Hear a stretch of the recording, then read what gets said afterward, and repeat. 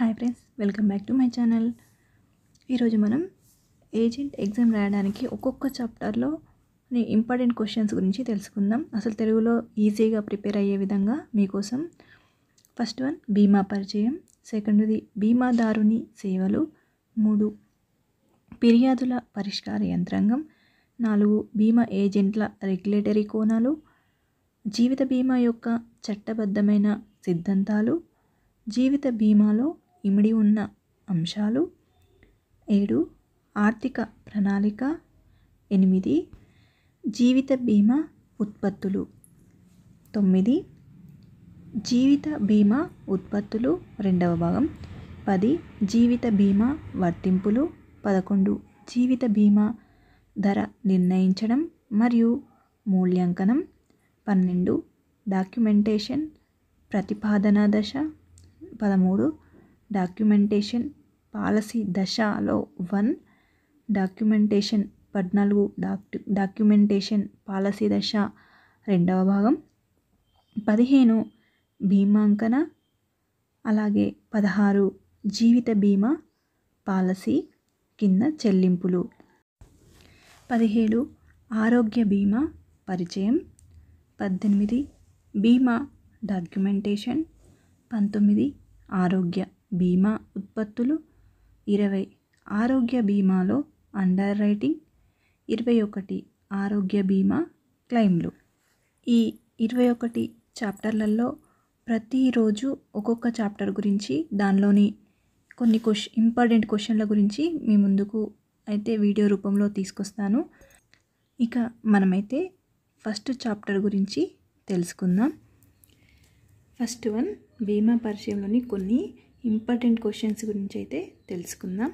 First one భారతదేశంలో బీమా రంగాన్ని నియంత్రించగల సంస్థ ఏది అంటే IRDAI.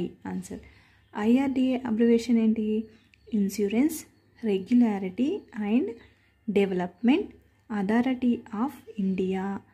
దీని తెలుగులో బీమా నియంత్రణ మరియు అభివృద్ధి ప్రాధికారక సంస్థ. సెకండ్ వన్ మాధ్యమిక ప్రాధాన్యత సెకండరీ బర్డన్ రిస్క్ భారం ఏది అని క్వశ్చన్ ఫామ్ అయితే భవిష్యత్తులో సంభవించే నష్టాల్ని తట్టుకోవడం కోసం ఒక సదుపాయంగా నిల్వ నిధిగా పక్కన పెట్టడం.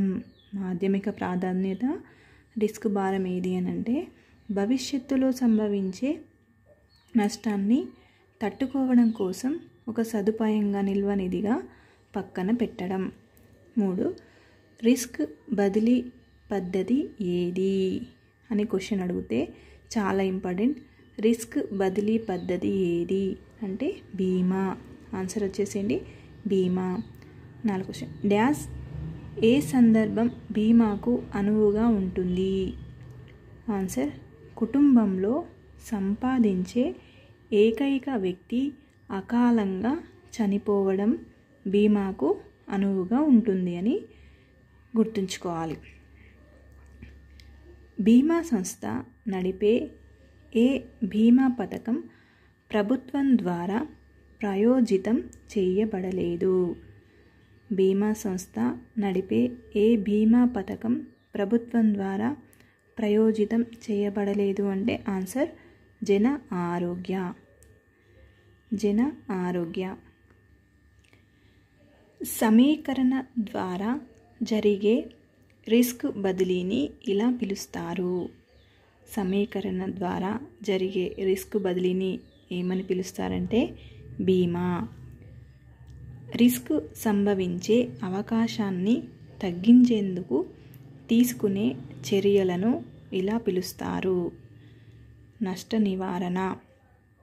రిస్క్ సంభవించే అవకాశాన్ని తగ్గించేందుకు తీసుకునే చర్యలను ఇలా పిలుస్తారు.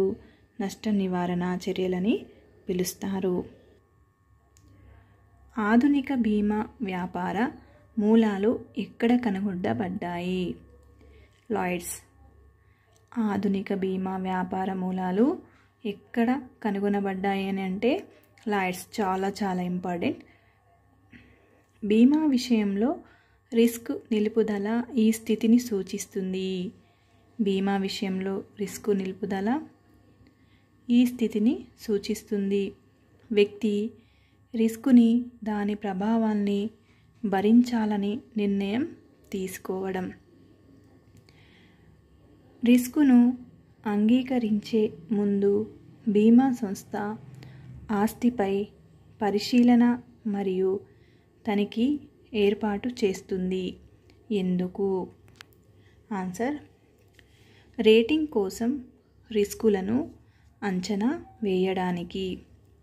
రిస్కును అంగీకరించే ముందు బీమా సంస్థ ఆస్తిపై పరిశీలన మరియు తనిఖీ ఏర్పాటు చేస్తుంది. ఎందుకు అంటే రేటింగ్ కోసం రిస్కులను అంచనా వేయడానికి. జీవిత బీమా సంస్థల చట్టం కింద వేటిని తప్పనిసరి చేసింది? జీవిత బీమా సంస్థల చట్టం కింద వేటిని తప్పనిసరి చేసింది అంటే ఆన్సర్: ప్రీమియం రేట్లు గణకుడు సర్టిఫై చేయాలి. ప్రీమియం రేటులు గణకుడు సర్టిఫై చేయాలి. బీమా వ్యాపారాన్ని జాతీయకరణం చేసి జీవిత బీమా సంస్థ స్థాపించబడిన తేదీ సెప్టెంబర్ 1, 1956. చాలా ఇంపార్టెంట్. బీమా వ్యాపారాన్ని జాతీయకరణ చేసి జీవిత బీమా సంస్థ స్థాపించబడిన తేదీ అని అడిగితే సెప్టెంబర్ 1, 1956. రీఇన్సూరెన్స్ అంటే ఏమిటి? ఒక ఇన్సూరెన్స్ కంపెనీకి ఉన్న రిస్కుని కొంత ప్రీమియం తీసుకుంటూ ఇంకో కంపెనీ పంచుకోవడం. రీఇన్సూరెన్స్ అంటే ఏంటి? ఒక ఇన్సూరెన్స్ కంపెనీకి ఉన్న రిస్కుని కొంత ప్రీమియం తీసుకుంటూ ఇంకో కంపెనీ పంచుకోవడం.